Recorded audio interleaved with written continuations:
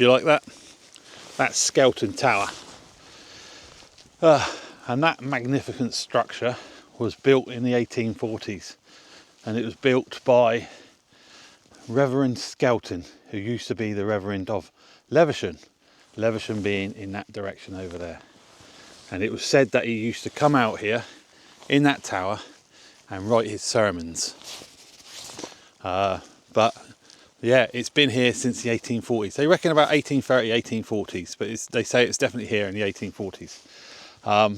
So we are back out, and we are at Skelton Tower. We've been here before, and I'll put a link here for the last camp that we did here. And we decided to come here because we just wanted to go for a quick camp. And Skelton Tower is situated on the North York Moors. I needed to get that right because I've said it before and I kept saying it wrong. And it's an easy place to get to. You park the car 20 minutes away and then come over. Now, I must reiterate that this camp or this structure, you can't, or you're not, obviously it's like everything in the UK, you're not allowed to camp on the grounds, only in sanctioned camping spots. But we'll take the risk, and if we get moved on, we get moved on. We have seen two other campers that have camped over there, where we've camped before. Again, I will put another link in the description of our camp over there, where we had the fire in the rocks and in the cliff face. That was a good camp, but I think you come from that direction and they were coming through and they saw our tent, so I think we've grabbed the spot before they did. So that's the second best place to camp. Originally I was going to go all the way over there to a place called Needle Point, but I opted to come to Skelton Tower. So Brian's with me. I'll take you around in a minute and show you the setup, but it is a wonderful, wonderful place to camp. The weather, very cold, down to 4 degrees, no wind. And to that fact, because there's no wind, I'm not even bothered pegging in my tent, i.e. the guy lines. I've pegged in the actual ground sheet, but I've not pegged in the guy lines. You can feel the cold on your hands and the face. That's why I've got my waterproof jacket on. And it's spitting. There wasn't rain forecast today, but you know what the weather forecast is like. So yeah, we're out, and it's just a nice one to be out. Got a couple of cans of beer, and we're just going to enjoy ourselves. So I'll just take you over and I'll show you something else that you can see, which you would have seen in the other videos. Down there in the distance, that, if I can zoom in on it, no, I can't zoom in on it. Let me get a little bit closer to the edge. But yeah, oh, that wind, I can feel that wind now. I don't know if you're picking it up on the mic, but I'll turn you around now. And yeah, that there is the North York Moors Railway, and that is an old steam railway, and it's quite famous because it's had quite a few films filmed on it. I can't remember which ones. I think something like the Raiders of the Lost Ark have been filmed on it, also James Bond, but I'll have a look and I'll get back to you and let you know. But yeah, so there's Brian, all set up. You ready to go, mate? Yeah, ready to go. Yeah. One of the films that was filmed on there was what? The last one was Mission Impossible. Mission Impossible, that's right, yeah, I remember that. It was filmed during COVID. Yeah, that's right, because there's the Levisham steam train station, which is in that direction over there, in the dip. They got paid to do it, didn't they? They got paid a lot of money for Tom Cruise and that lot to film. So yeah, I think it's the bit where he's running along the roof, isn't it? It's the fight on the top of the train. Yeah, so there you go, there's a bit of trivia for you. So, oh, excuse me. So we've brought out the Hillybergs. The weather's not in requirement for a Hillyberg, but we've brought them out because they're like classic old cars, aren't they? You keep them in your garage and you take them for a spin every now and again. And like I said, the weather's not bad, the wind's not that bad. And as you can see, both of us, Brian here, and myself, we haven't guyed out the tent we've just pegged in around the bottom because it doesn't need it. And if it needs it, then we can always, you know, before we go to bed tonight, just put some guy lines out, and that'll be great. So I just love this place. I wish, I mean, it's things like down there, that house down there, that is somewhere that I would love to live. Isolated, secluded, a bugger to get to, especially in the winter when it's snowing.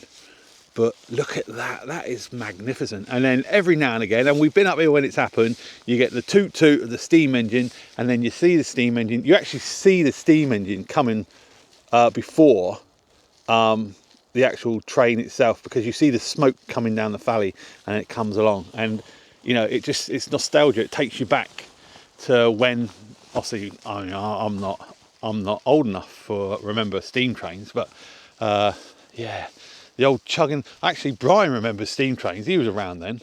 Were you around then, mate? Yeah, definitely. No, were you? When was you born?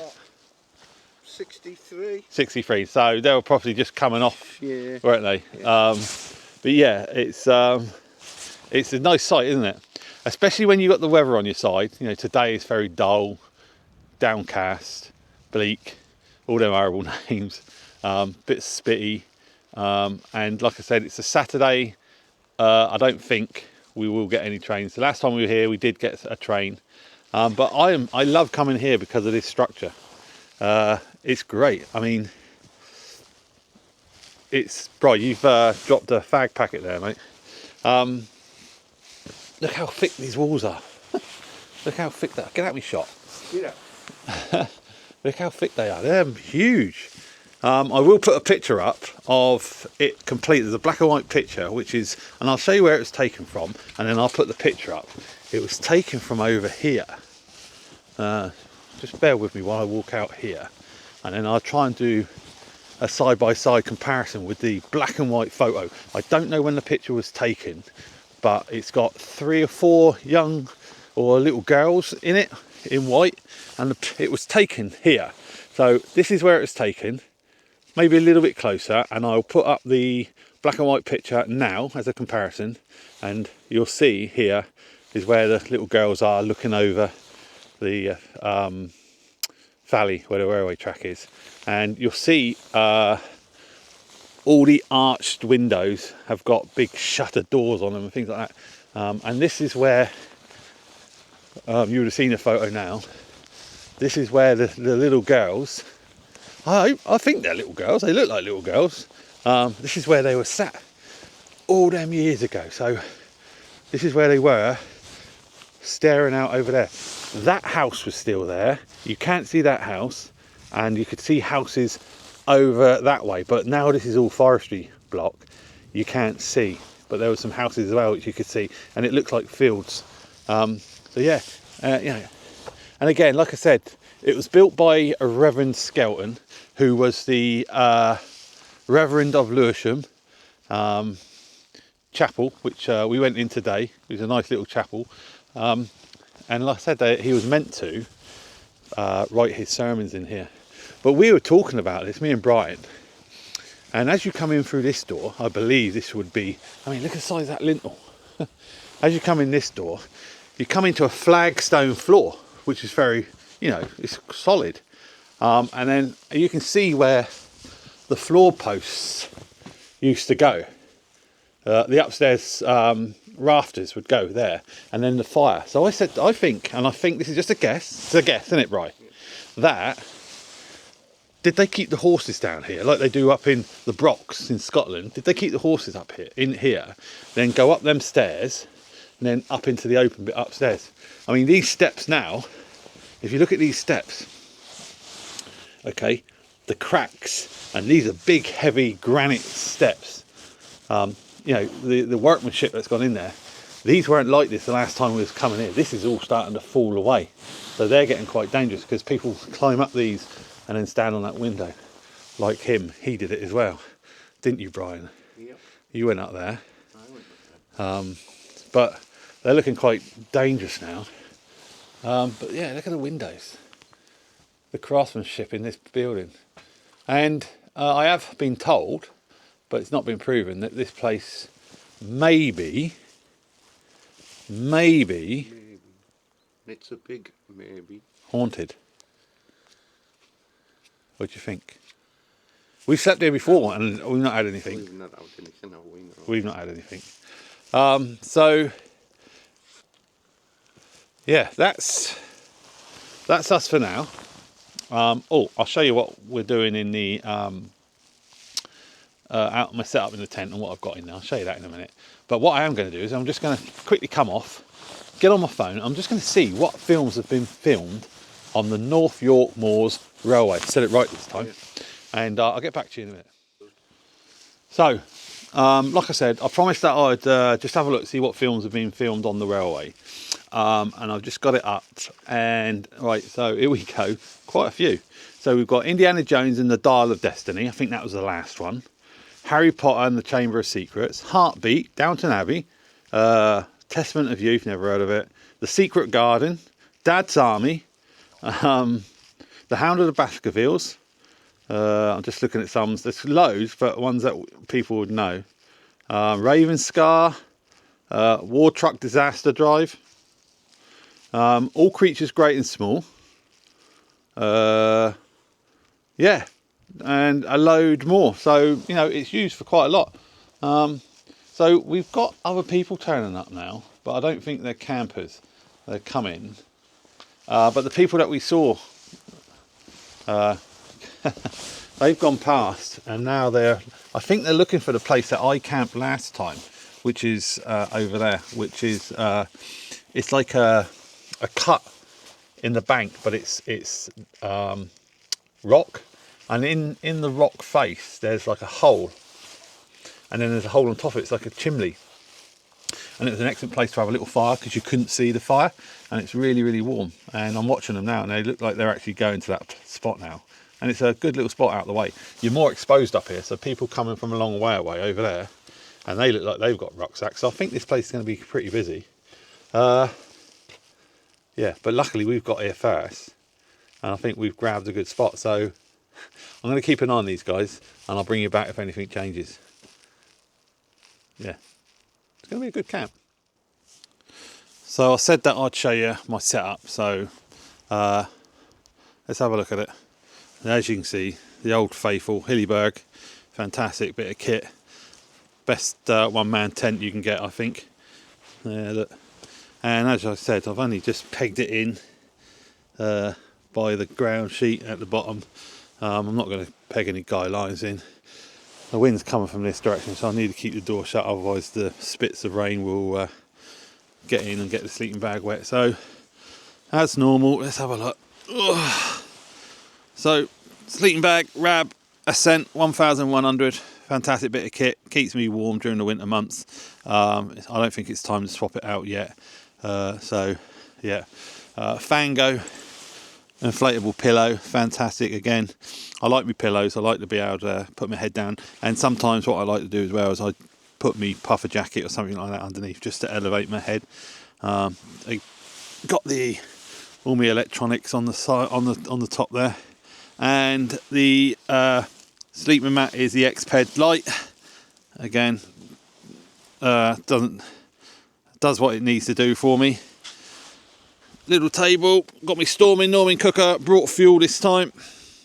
I like the smell of the fuel every now and again. Got the water, and then down in this side, all my food. 2 cans of Guinness Zero. I've come off alcohol for a bit, but the reason I've brought the Guinness Zero as well is that if we get moved on, then at least I can drive. Brian, what have you brought, Brian? A couple of cans of Carling. Council Carling you brought? Council Carling. Yeah. Okay, so cans of Carling. And then, as I always do when I'm in my Hillyberg, I get my rucksack and I put it in there, and it just pushes the tent out slightly. But that's my setup, and eventually I will be bringing out my new puppy, Mr. Pickles, Springer Spaniel, and that will be his position to sleep, and obviously my rucksack will go down here. So yeah, that's the setup. I'm just going to do this up again. if I can get it undone. One hand, so I don't get wet. Oh. So we've got the old down jacket on. It's got cold, it's got chilly in it. Temperatures dropped right down. So another 3 people have just turned up and gone over to the area that I've camped before. So hopefully they're not going to have a rave and they're going to be respectful. I've changed my...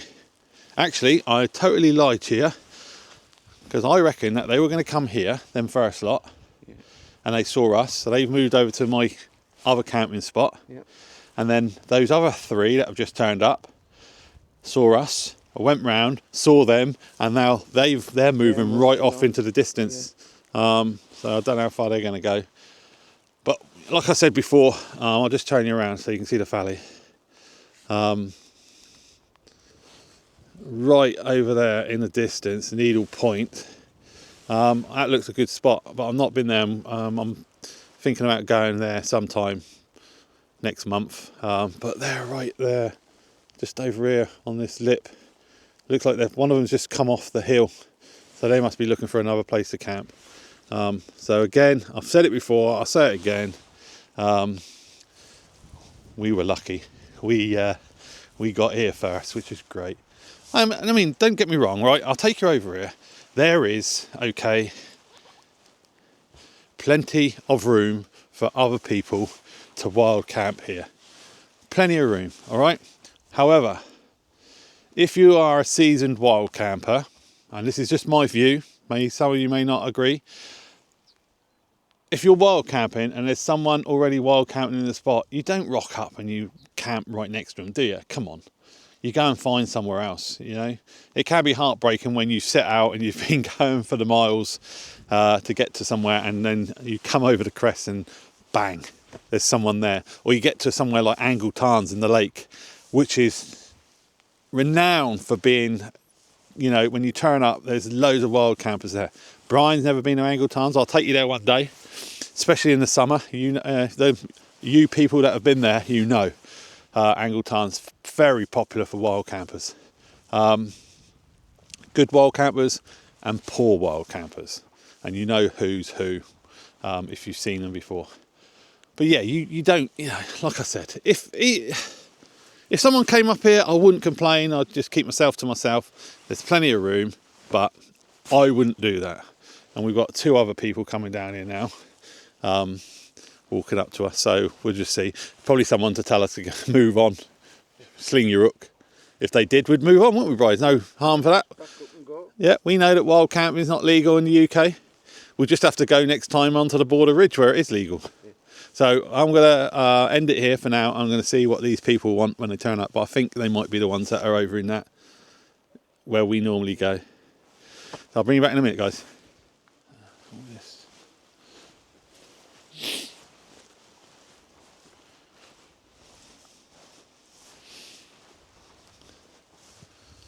So we're going to get our dinner on now. We're going to start losing the light soon. It's about 4:45. So we've just moved into the building. We're going to utilise the steps. There, I'm on that step. Brian's on the lower step. He knows his place. And great minds think alike, because I've brought this time creamy tomato Covent Garden soup, and Brian's brought what's that, carrot and coriander? Yeah, coriander. Never had that, mate, so I might want to try it. But I'm cooking on fuel, meths. I think, Brian, you're on gas. Some gas, yeah. Yeah, so I'm gonna leave it here. I want to get this on before it starts getting dark, so I'll bring you back once we start scoffing this.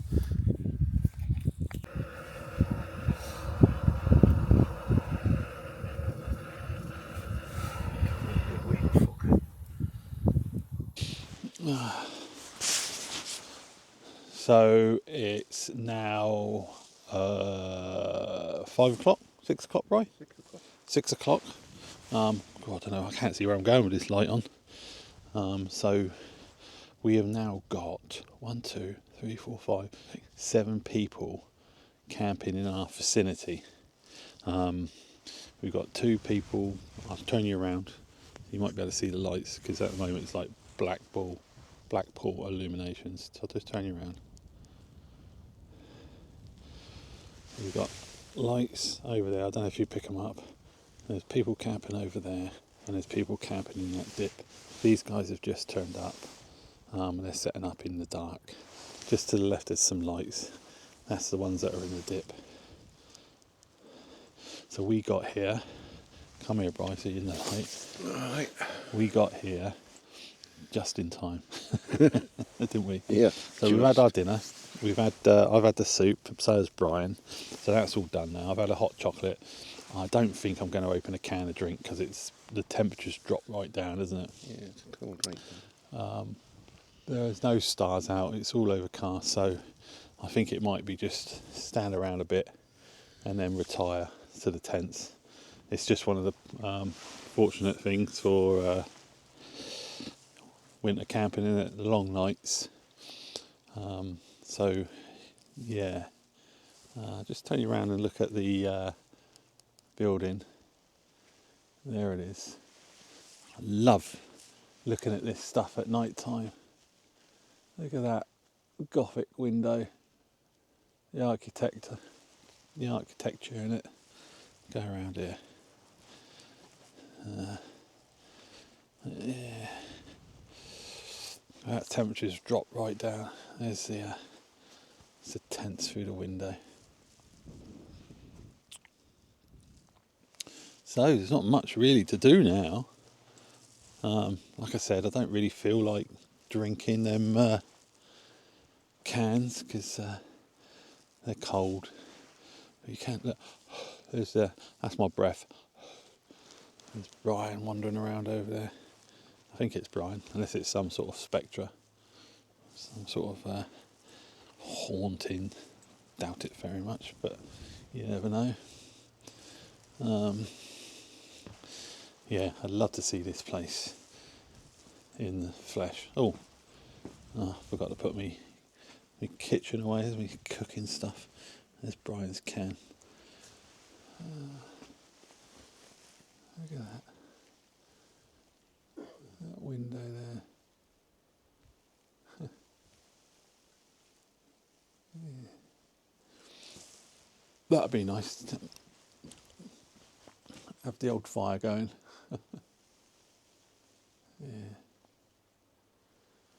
Yeah.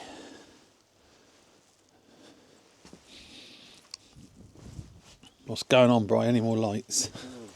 Plenty of lights. Oh, look, yeah, look, you got some lights over there now. Lights over there.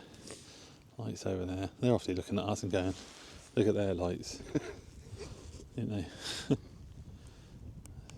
turn that off. You might be able to make them out in the distance, I don't know. Might see that one there. You can just see the lights there. You can't really see there, look over there, right in the distance. I don't know what they've got. It looks like there's a Land Rover over there driving around, but it's obviously some guy with a massive torch. What was I saying about stealth camping? Yeah. It's just lit up, wasn't it? Wild camping, just you're meant to be. Yeah, I'll put you on a nice. You're meant to be discreet. He says standing there with a light on his camera. But anyway, so I'm going to turn this off now, and we're just going to watch the light show. It's like bonfire night, isn't it? Yeah. See you in a minute, guys.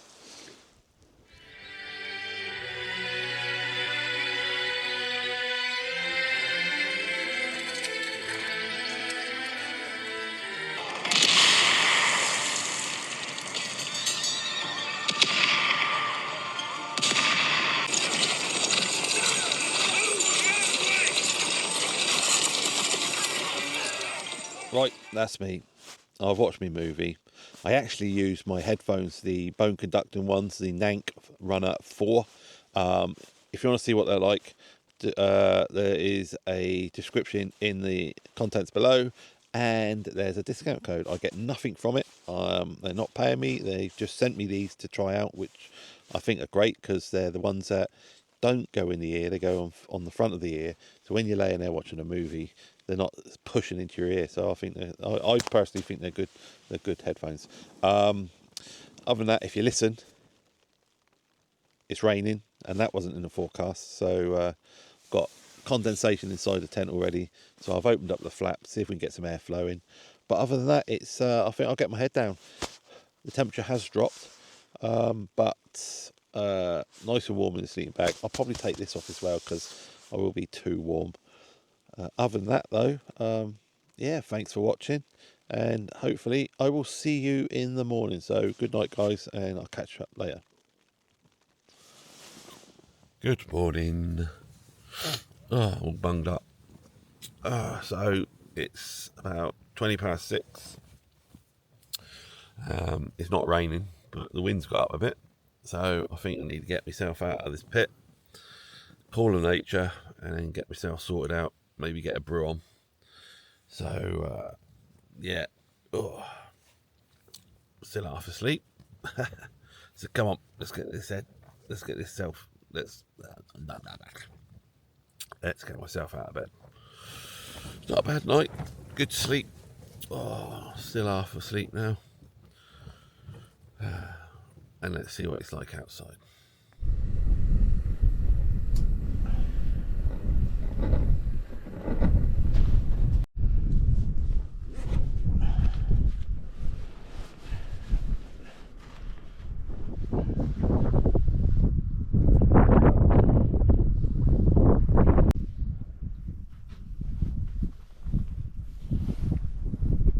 All right.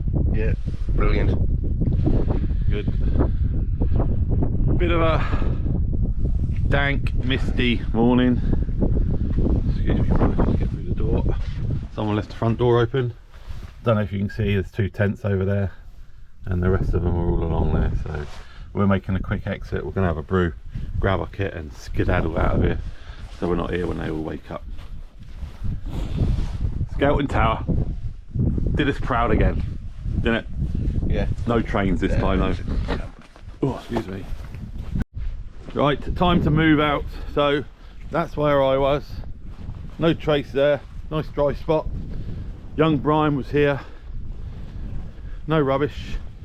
So that's good. That's the condition of the morning. Not too bad. Are you ready, Batman? I'll have a quick walk around the thing, make sure we've not left anything obvious. The obvious is normally left behind, and not the obvious. Yeah, we've got everything. So, time to get out of here and disappear that way. Let's go.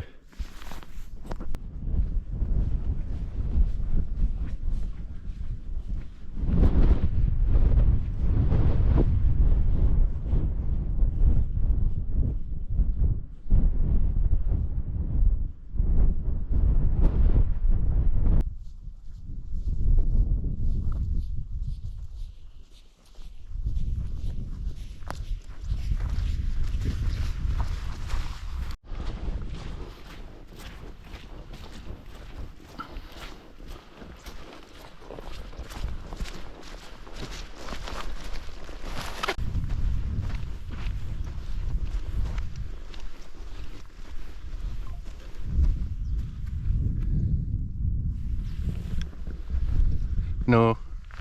No. Keep no. on the lead, come on.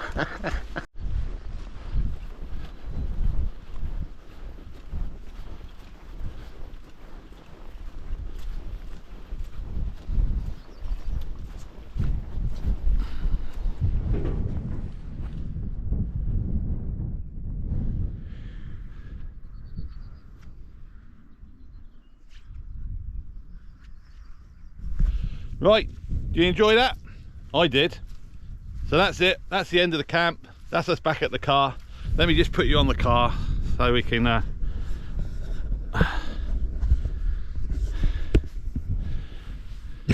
there you go. Comfortable? You comfortable? You comfortable? We're all comfortable.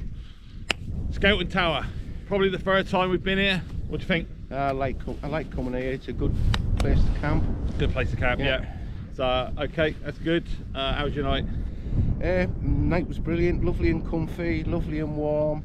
Rained, but yeah, not bothered in the tent. Rain? There was no rain forecast, was there? No. So we woke up to a bit of a drizzle, bit of a miserable morning, but that's okay. We're going to go down to the station in a minute, have a quick look. So So yeah, you want to come out to Skelton Tower, it's near Leversham on the moors, totally up to you. Respect the area, okay? Last night, obviously there was quite a few people, I just showed you the cars. It was like black ball illuminations. It was, wasn't it? Black, Yeah. lights everywhere. Yeah. We're meant to be wild camping, you're meant to be like discreet, but hey, each to their own, I say, each to their own. Don't forget, remember I use my Nags Runner 4 headphones again. Link in the description and discount code. I'm not getting paid, they just sent them to me.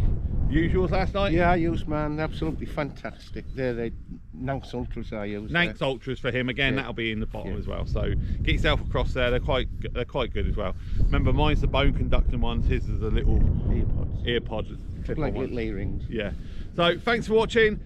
If you can, bring yourself to it. Give us a like, give us a subscribe, and give us a thumbs up. What do you think? Thumbs up? Yeah. Give us a Or thumbs up. even 2 thumbs up. Or even 2 thumbs up. And if you want to help me and Brian to obviously go out on more adventures, something nice, buy us a coffee. A link in the description, or I'll put the QR code up now. Ping there. Yeah, buy us a coffee. Be appreciative, wouldn't it? Yeah. Be nice. Coffees, Coffee, not beer. not beer, coffees. Ah. Right, so I'm going to leave the goodbyes to Brian. Bye from me. Is that it? Yeah. Is that what they get from you? Yeah, but we'll get upset if I'm too happy. Right, so it's bye for me. Bye from me. We'll Thanks for watching, and we've really had a good time, and we hope to see you the next time. I'll leave it to that.